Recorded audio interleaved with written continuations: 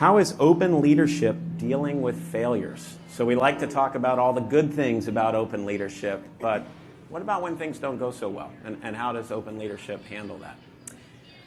I'm going to start if you don't mind. I don't like the word failure. It's my least favorite F word. I think that one of the things we have to do as leaders, because we always talk about that, right? Like, how do you embrace failure? What is failure actually?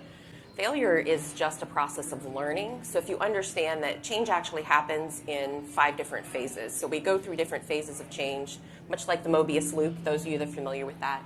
But when we encounter things that aren't working, which we have previously deemed as failure, that's really just an opportunity for us to take the lessons that we've learned and course correct, make the adjustments and adapt, and then we loop back through that cycle of change again to begin the next process of iteration. So if we look at failures as a learning opportunity, it's far easier to embrace that as leaders and to talk about it.